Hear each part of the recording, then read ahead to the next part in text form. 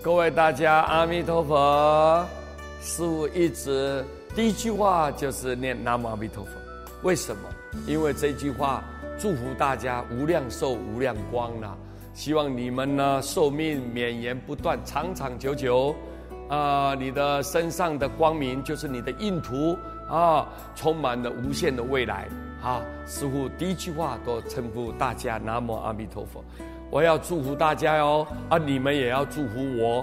我们见面就南无阿弥陀佛，彼此互相来祝福。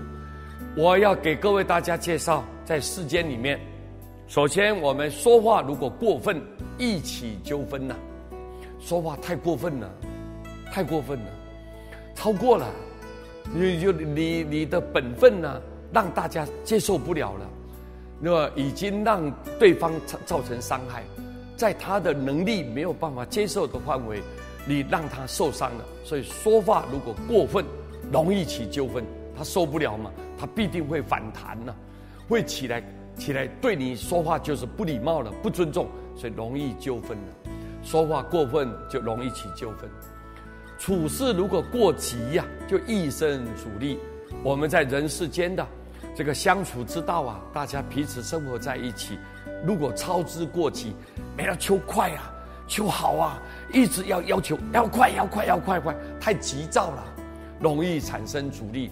因为对方有些时候还没准备好，有时候可能他的智慧还没像你想象那么圆满，所以你要求他太多了，太急躁了，太快速了，就容易产生阻力。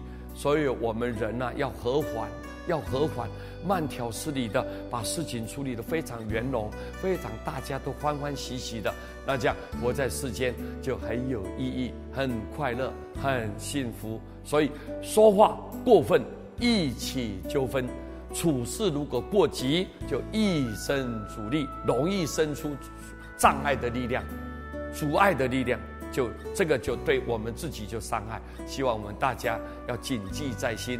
南无阿弥陀佛。